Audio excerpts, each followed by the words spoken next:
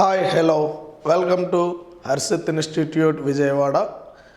మరి ఇప్పుడు ఈ సెషన్ లోపల మనం ఇండియన్ జాగ్రఫీలో మరి యొక్క important topic Indian river system, భారతదేశం నదీ వ్యవస్థ. చూడమ్మ, మీరు రాస్తున్నటువంటి ప్రతి కాంపిటేటివ్ ఎగ్జామినేషన్స్లో కూడా కంపల్సరీ ఈ రివర్ సిస్టమ్ నుంచి మనకి ప్రశ్నలు అనేవి రావడం జరుగుతుంది.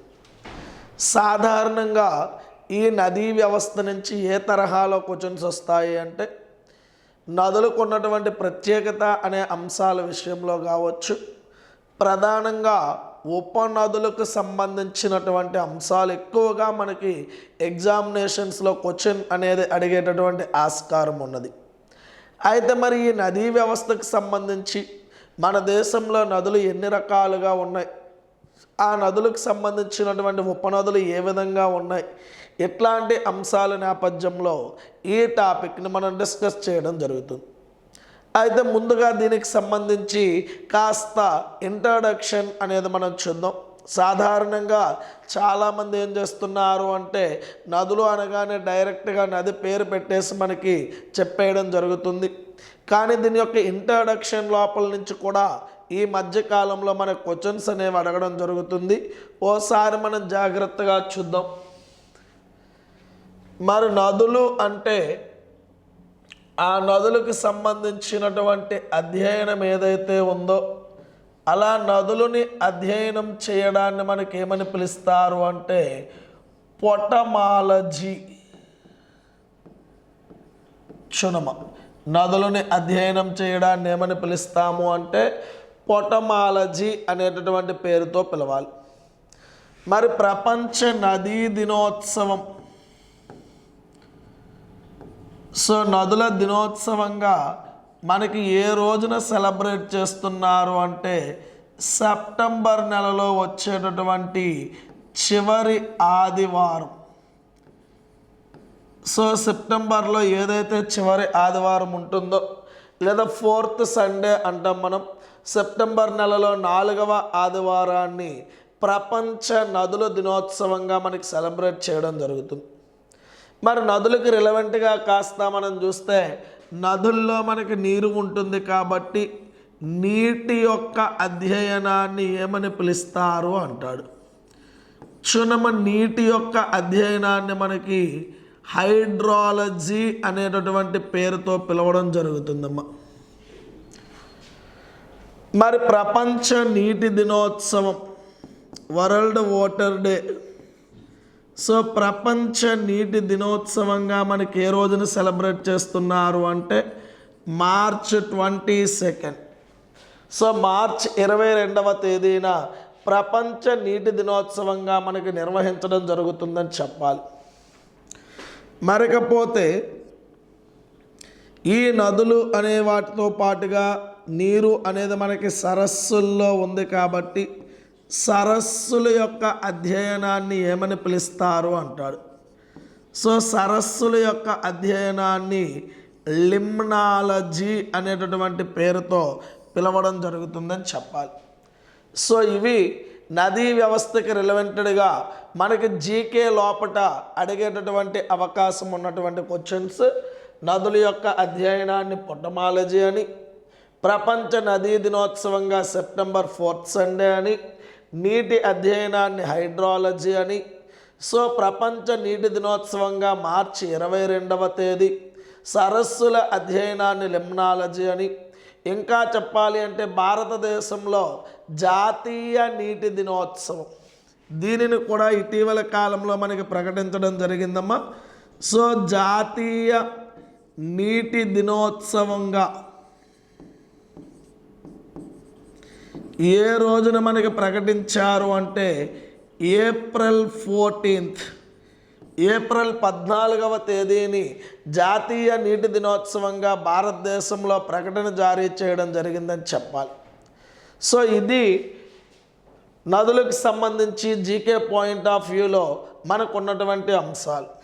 మరకపోతే ఒక నది అంటే ఏంటి అనేది మనం చూస్తే, ఒక నది అంటే ఎత్తైన ప్రాంతాల్లో నీటి ప్రవాహాలు అనేవి ప్రారంభమై ఆ నీటి ప్రవాహాలు ఆ ఎత్తైన ప్రాంతాల నుంచి మైదాన ప్రాంతాలకు వచ్చి చివరికి ఏదో ఒక సముద్రంలో మనకి కలవాలి.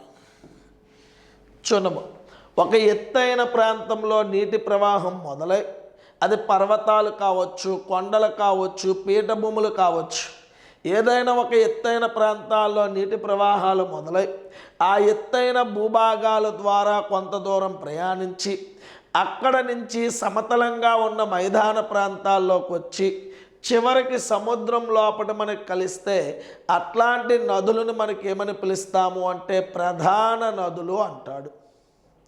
మరి అలా కాకుండా ఎత్తైన ప్రాంతంలోనే ప్రారంభమై మరి ఒక నది లోపల కలిసాయి అనుకోండి, అలా ఇంకో నది లోపల కలిస్తే వాటి ఉపనదులు అంటాడు. మరి ఈ ప్రధాన నదిని వాటి యొక్క ఉపనదుల్ని కలిపి మొత్తంగా మనం అధ్యయనం చేయడాన్నే నదీ వ్యవస్థ అంటారు. సో నది అంటే ఒక్క ప్రవాహం గురించి మాత్రమే స్టడీ చేస్తే దాన్ని నది అంటాం. దాని యొక్క ఉపనదులను కూడా కలిపితే అప్పుడు దానిని నదీ వ్యవస్థ అనేటటువంటి పేరుతో పిలవడం జరుగుతుంది. అయితే ఒక నది యొక్క జీవితాన్ని, సో నది యొక్క జీవితాన్ని మీన్స్ ఒక ఎత్తైన ప్రాంతంలో ప్రారంభమైనప్పటి నుంచి సముద్రంలో కలిసేంత వరకు ఈ నది యొక్క జీవితాన్ని WM డేవిస్ అనేటటువంటి శాస్త్రవేత్తమ్మ, సో WM డేవిస్ అనేటటువంటి శాస్త్రవేత్తనే మనం భూభౌతిక శాస్త్ర పితామహుడు అంటారు. చిన్న WM డేవిస్ని ఏమని పిలుస్తారు అంటే భౌతిక శాస్త్ర పితామహుడు, ఫాదర్ ఆఫ్ జియోఫిజిక్స్ అంటాం నన్ను. సో ఫాదర్ ఆఫ్ జియోఫిజిక్స్గా పిలువబడే వ్యక్తి ఎవరు అంటే WM డేవిస్ అంటాం, లేదా భౌతిక భూగోళ శాస్త్ర పితామహుడుగా పిలవచ్చు, ఫాదర్ ఆఫ్ ఫిజికల్ జాగ్రఫీగా మనం పిలవచ్చు. మరి ఈ వ్యక్తి ఒక నది యొక్క మొత్తం జీవనాన్ని 3 దశలుగా మనకి విభజించడం జరిగిందమ్మా. సో ఆ 3 దశలు ఏంటి అంటే, 1 బాల్య దశ, 2 యవ్వన దశ, 3 వృద్ధాప్య దశ.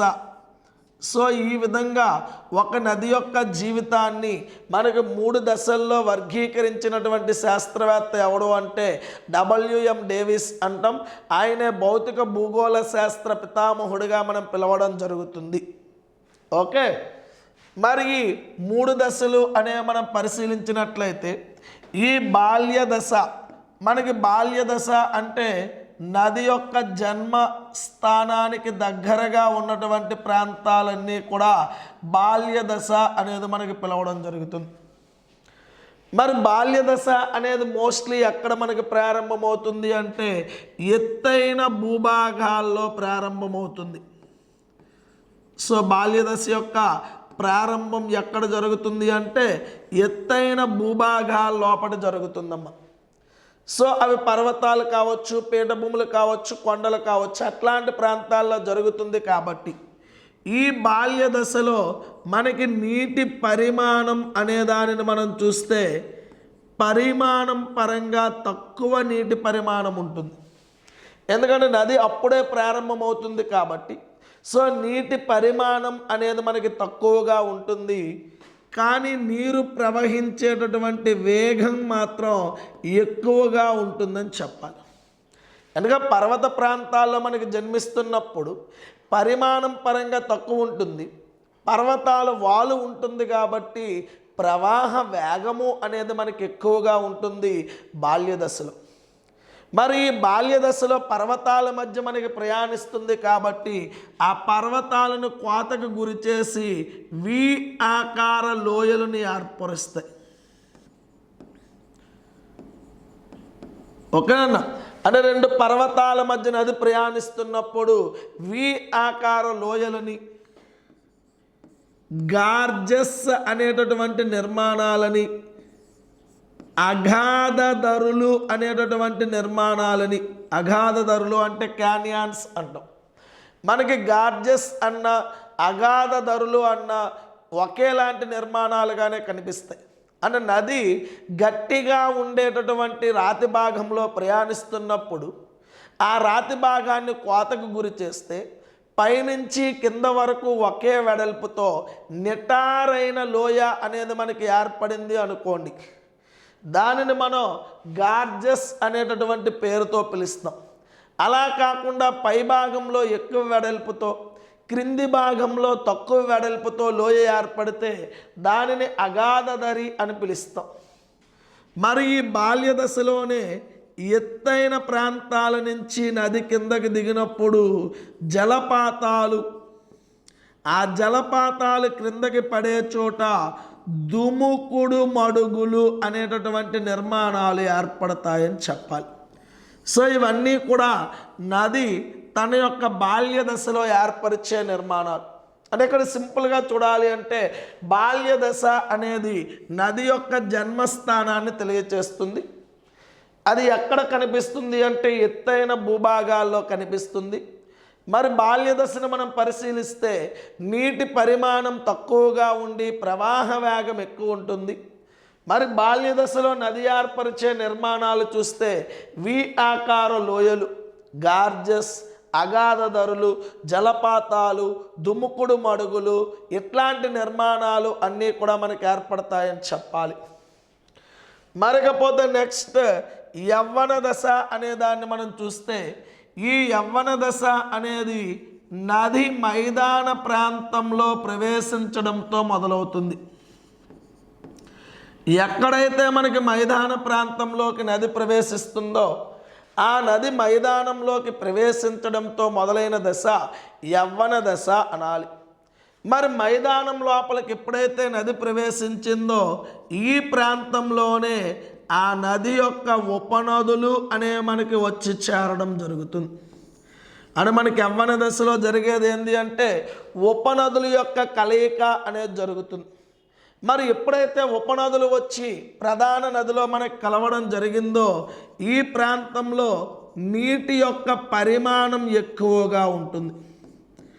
ఎందుకంటే ఉపనదుల్లో నీరంతా కూడా వచ్చి ప్రధాన నది లోపలికి చేరుతుంది కావున నీటి యొక్క పరిమాణం ఎక్కువగా ఉంటుంది. మరి మైదాన ప్రాంతము అంటే వాలు తక్కువ ఉంటుంది కాబట్టి ప్రవహించే వేగం తక్కువగా ఉంటుందని చెప్పాలి. మనకి బాల్య దశలో నీటి పరిమాణం తక్కువ, వేగం ఎక్కువ. బట్ యవ్వన దశను మనం పరిశీలించినట్లయితే నీటి పరిమాణం ఎక్కువగా ఉంటుంది, ప్రవహించేటటువంటి వేగం అనేది తగ్గిపోవడం జరుగుతుంది. మరి వేగం ఎప్పుడైతే తగ్గిందో ఈ నది తనతో పాటుగా మోసుకు వెళ్తున్నటువంటి ఇసుక రేణువులని, ఒండ్రిని తన యొక్క అడుగు భాగంలోకి కానీ నది యొక్క ఇరువైపులా కానీ మేటలు వేయడం జరుగుతుంది. అందుకే ఈ ప్రాంతంలో మనకి ప్రధానంగా వరద మైదానాలు అనేవి ఏర్పడడం జరుగుతాయి. సో ఆ వరద మైదానాల్లో నవీనంగా ఏర్పడినటువంటి మైదానాలని కాదర్ అని, పురాతనమైనటువంటి మైదానాలని బంగర్ అనేటటువంటి పేర్లతో మనం పిలుస్తాం. సో ఈ కాదర్ అండ్ బంగర్ అనేటటువంటి వండల మైదానాలు ఏ దశలో మనకి ఏర్పడతాయి అంటే యవ్వన దశలో మనకి ఏర్పడతాయి అనేది చెప్పాలి. ఇకపోతే మనకి చివరిగా వృద్ధాప్య దశ. ఈ వృద్ధాప్య దశ అంటే నది ఎప్పుడైతే మనకి సముద్రం లోపలికి కలుస్తుందో ఆ సముద్రం లోపలికి కలిసేటటువంటి ప్రాంతాన్నే వృద్ధాప్య దశ అంటారు. అయితే ఈ నది సముద్రంలో కలిసే ముందు ఖచ్చితంగా పాయలుగా చీలిపోయి ఆ పాయల మధ్యలో ఒండ్రు మట్టి అంతటినీ కూడా నిక్షేపితం చేసి ఒక ట్రయాంగిల్ షేప్లో నిర్మాణాన్ని ఏర్పరుస్తాయి. ఆ నిర్మాణాలనే డెల్టాలు అంటాడు. ఒక నది ఏర్పరిచినటువంటి నిర్మాణాలు అన్నింటిలో కల్లా అత్యంత సారవంతమైన నిర్మాణం ఏమిటి అంటే డెల్టా ప్రాంతము అంట. మరి నది ఏర్పరిచిన డెల్టాలు ఎక్కడ కనిపిస్తాయంటే సముద్రంలో కలిసే ముందు కనిపిస్తాయని చెప్పాలి. దట్ ఈజ్ వృద్ధాప్య దశ. ఈ రోజున డెల్టా అనేటటువంటి పదాన్ని మనకు ఉపయోగించిన మొదటి వ్యక్తి ఎవడు అంటే హెరోడోటస్ అనే వ్యక్తిని మనం చెప్పాలమ్మా. మనం చరిత్ర పితామహుడిగా పిలువబడేటటువంటి హెరోడోటస్ తొలిసారిగా డెల్టా అనేటటువంటి పదాన్ని మనకు ఉపయోగించాడు. మనకి డెల్టా అనేది ఒక గ్రీకు అక్షరంగా చెప్పాలి. ఈ రోజున తెలుగు వర్ణమాలలో అక్షరాలు ఎట్లా ఉంటాయో గ్రీకు లిటరేచర్లో కూడా గ్రీకు అక్షరాలు ఉంటాయి. ఆ గ్రీకు అక్షరాల్లో ఒక అక్షరమే డెల్టా, ఇట్లా ట్రయాంగిల్ షేప్లో ఉంటుంది. సో నది చివరిగా ఏర్పరిచినటువంటి మైదానమే డెల్టా. ఆ డెల్టా అనే పదాన్ని తొలిసారిగా మనకు ఉపయోగించినటువంటి వ్యక్తి ఎవడు అంటే హెరోడోటస్ అనేటటువంటి వ్యక్తి మనకు ఉపయోగించాడు. మరి ఈ రోజున ప్రపంచవ్యాప్తంగా మనం పరిశీలిస్తే డెల్టాలు అన్నింటిలో కల్లా అత్యంత పెద్ద డెల్టా ఏది అంటే సుందర్బన్ డెల్టా. మనకి Sundarban delta west Bengal and Bangladesh దేశాల్లో విస్తరించిందమ్మా. గంగా అండ్ బ్రహ్మపుత్ర నదుల వల్ల ఏర్పడింది. ఇది ప్రపంచంలోనే అతి పెద్ద డెల్టా ప్రాంతంగా మనం గమనించాలి. ఓకేనా? సో ఇవి ఒక నది యొక్క జీవనాన్ని 3 దశలుగా వర్గీకరించడం. అంటే ఇక్కడ మీరు జాగ్రత్తగా గమనిస్తే బాల్య దశలో జన్మస్థానం తెలుస్తుంది. బాల్య దశలో ఏర్పరిచిన నిర్మాణాలు ఏంటి అంటే వి ఆకార లోయలు, గార్జెస్, అగాధ ధరులు, దట్ ఈస్ క్యానియాన్స్ అంటాం, అండ్ జలపాతాలు, వాటర్ ఫాల్స్, అండ్ దుముకుడు మడుగులు, ప్లంగ్ పూల్ అంటారు. మరి యవ్వన దశ అంటే మైదానంలోకి ఎంటర్ అవ్వడం. ఇక్కడ మనకి ఉపనదులు అనేవి ముఖ్యం. మరి ఈ ప్రాంతంలో మనకి వరద మైదానాలు. సో నవీనమైనవైతే కాదర్, పురాతనమైనవైతే బంగర్. మరి వృద్ధాప్య దశలో మనకి సముద్రాల్లో కలవడాన్ని గమనిస్తాం. ఈ సముద్రాల్లో కలిసే ముందు మనకి ఏర్పరిచినవే డెల్టాలు అనేటటువంటి నిర్మాణాలు మనకు కనిపిస్తాయి అనేది మనం చెప్పాలి. సో ఇది ఒక నది యొక్క జీవనాన్ని వర్గీకరణ చేయడం.